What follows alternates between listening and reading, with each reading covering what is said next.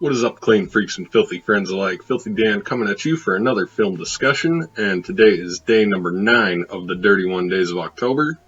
Today we're going to be taking a look at the 2002 horror film Cabin Fever, which was the directorial debut of Eli Roth. This film stars Ryder Strong, Jordan Ladd, James DeBello, Serena Vincent, and Joey Kern. This film follows a group of college students as they go on a camping trip out to a cabin in the woods, and they fall victim to a flesh-eating virus that lurks in the water around the surrounding area. So the acting in this film is not too bad. I mean, it's nothing great, but it's that fun type of horror acting that we expect. The characters are kind of a believable friend group. There's, of course, the douchebag of the group, the stoner of the group, the slutty chick, the geeky guy. They're sort of the tropey kind of characters, and that, of course, adds a great level of fun to the film. Yeah, the characters in this are pretty fun. Of course, James DeBello as the stoner is fucking the only thing we could expect from him as an actor at that point in his career. Of course, he's known for always playing that big goofy lump.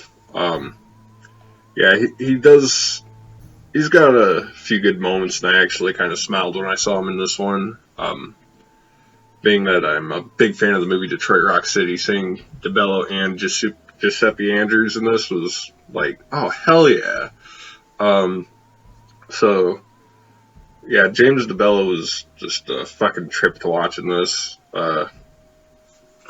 Whenever he's talking about that time he was jacking off and his dog was licking his balls, that was probably the most what the fuck moment that the most what the fuck piece of dialogue that I've ever heard in a film. And the douchebag character, this guy was just something else. I will say, though, he probably was the smartest character of the bunch. Once the sickness starts spreading and it's obvious, he says, fuck you guys, I'm going off on my own. That's probably the only time in the whole movie that I agreed with his ass. His girlfriend, though, I forget her name, but she's the brunette chick. She was a pretty fucked up person, I thought. Once her boyfriend runs off, she fucks the geeky dude who had the hots for the blonde chick. That was kind of a low blow. That scene where she's fucking shaving her legs, though, everyone said that was supposed to be intense, and I don't know, I guess it's like with Deep Red, I was expecting it to be a lot more, I was expecting more bang for my buck with that. So whenever she's shaving her legs, and you see, obviously, where her flesh is deteriorating, I was expecting it to be like she's actually shaving the fucking skin off of her legs, so that was just a tad bit underwhelming. The fucking cop, though, played by Giuseppe Andrews, that was probably the funnest character in the film, because he just shows up the morning after they set the hermit on fire, and he's like, oh my god, you guys party down here, huh, man? And the blonde chick's coming outside, he's like, hey, you go inside, drink a 40, party on, okay? And fucking, yeah, I didn't know what to make of his character, like his intentions at first. It's like, what the fuck is going on with this character? It was that was kind of where the movie felt a little spoofy, and that's where I definitely saw the humor coming into play, for sure. For me, this film kind of started out as a bit of a slow burn, but it definitely was worth the while. It doesn't really start picking up until after this hermit comes to the cabin, and dude's fucking bleeding out of every fucking orifice of his body, and the teens don't want to let him into the cabin, or most of them anyway, and he winds up going out to their truck, and he starts fucking puking his blood everywhere, and they have to they go out there to fight him off and wind up setting him on fire in a way that almost reminded me of The Burning, just because, I mean, you set somebody on fire and they run off into the woods. That's immediately one of the first things I think of. One thing that was actually pretty cool after the teens killed the hermit is that you see most of them actually feeling pretty bad about it, and like the way it shows them reflecting on it, it shows a lot of them just kind of dreaming about him. Fucking, it's just a kind of haunting reassurance. It's pretty cool though how they just use clips from earlier in the film. Yeah, the next day, I believe it was the next day, they go out and they try to find somebody to help them get their fucking truck back to town so they can just fucking get out of the woods. And the two of the guys wind up going to this house and they meet this lady who's fucking cutting up this fucking pig. And she thinks immediately that they're from they're associated with the guys who hook her up with the pigs, whatever. And fucking she starts yelling at them and they're like, no, we just need to get our truck back to town. And they find out that she's actually related to the hermit, and they get the fuck out of there. Yeah, that was just one of those kind of intense moments. You don't want to fuck with a backwoods chick with a fucking meat cleaver at all. There's a great sense of terror throughout this film, especially the whole idea of a flesh-eating virus.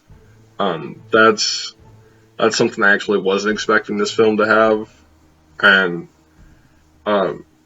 what adds to that is the fact that they're isolated and there's nowhere really to go, especially when their truck is for the most part broken down.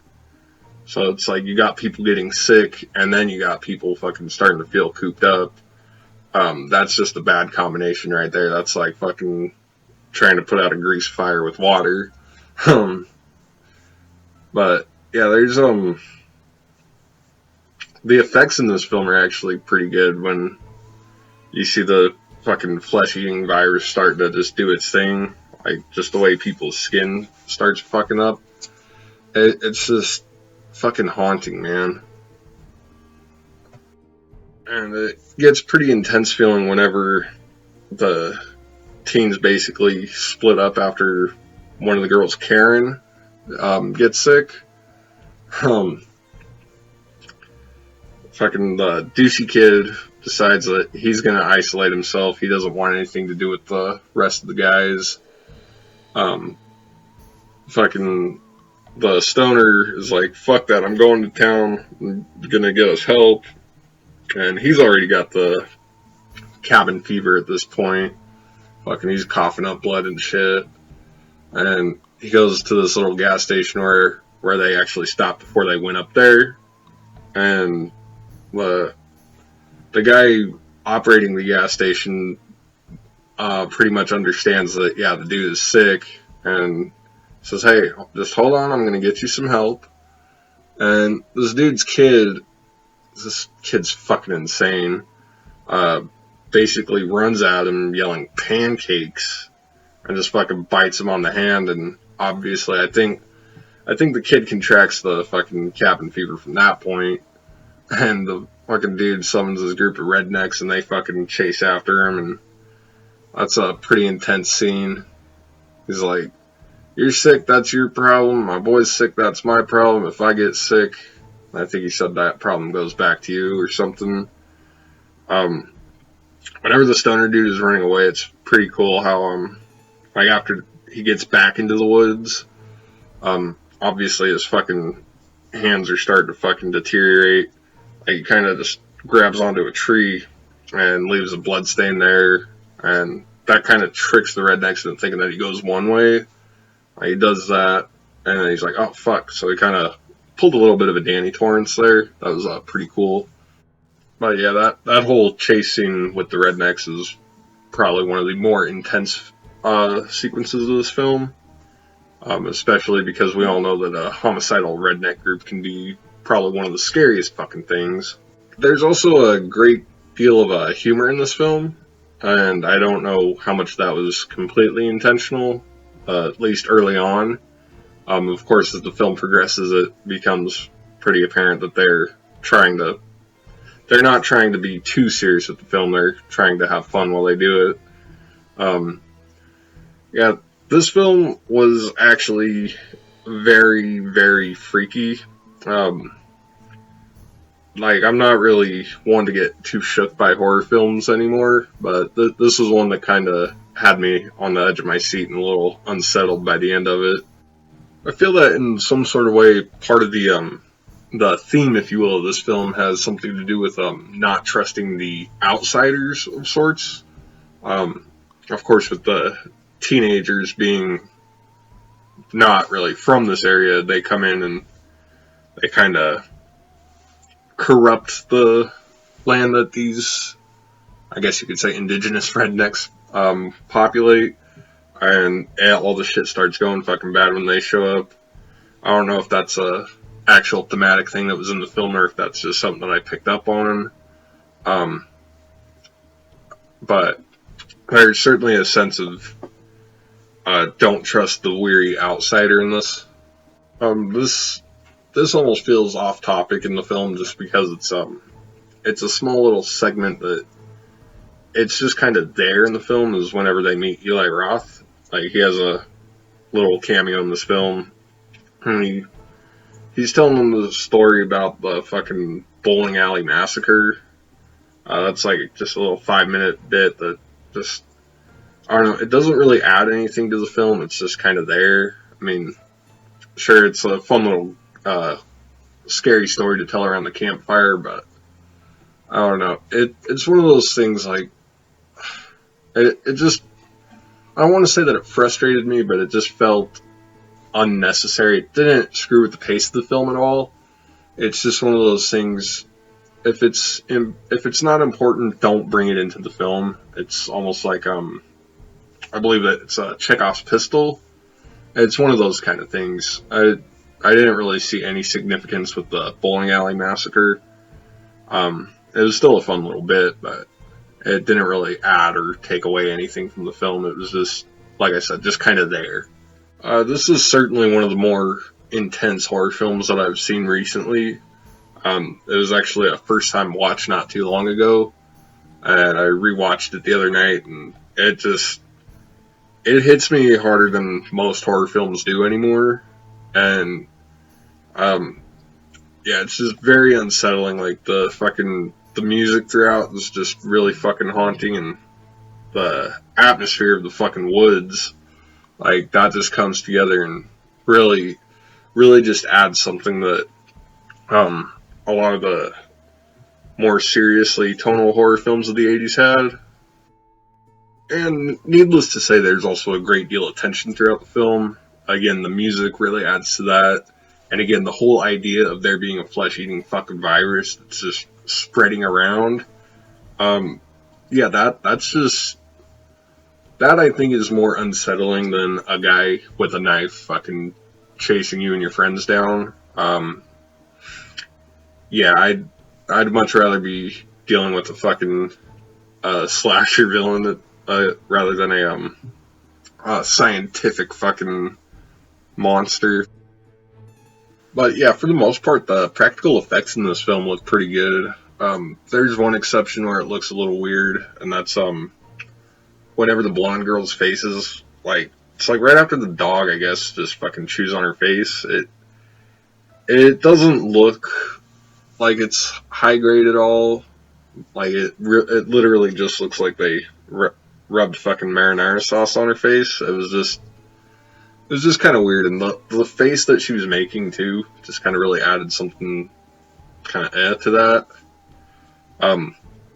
One other scene that was pretty cool was, like, after the chick is shaving her legs and shit. She runs outside and she sees the dog that belonged to the hermit, and this dog starts chasing her. And it's really cool because we kind of get to see that from the dog's point of view. That dog has red fucking vision, so, like, I don't know if the dog has like a lighter version of the cabin fever. Like, if that's the case, it definitely affects animals differently than people. But, like, the dog fucking tears her apart off screen, and that was just fucking intense. That I think is definitely an off-screen kill that is sometimes more effective than what we do see. Yeah, I definitely gotta say that was one of the more intense moments of the film.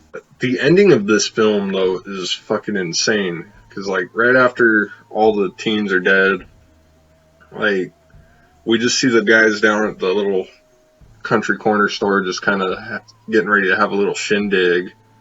And we see the fucking big old truck come by that has clearly must have gotten the water from that lake. And it looks like they're going to distribute that to more places across the U.S., so that was kind of like a whoa, fuck kind of ending.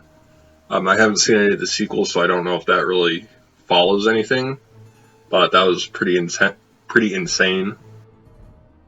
But it was pretty cool, though, that the name on the truck said Down Home Water, and that's cool because that was one of the production companies of this film, was Down Home Entertainment.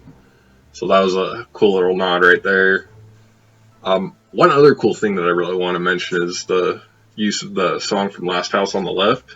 The road leads to nowhere.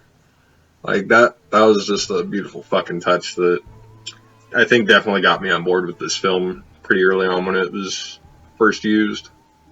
So, moving on to the filthy features. As always, we start with the favorite kill, and for Cabin Fever, I'm going to have to go with the kill at the end when the douchebag dies, mostly because I didn't like his character, and he was the only one who didn't get sick out of the friend group, but he goes back down to the cabin, and I think he actually takes a drink of the lake water. It doesn't really say whether or not he does. But he goes into the cabin and he's like, they're all dead. I made it. I survived. And he goes outside and all the cops are out there and they just they load him up and just fucking shoot him to death. That was actually a pretty satisfying ending to a douchebaggy character. Now for the smutty sightings, we get actually a lot of nudity in this film.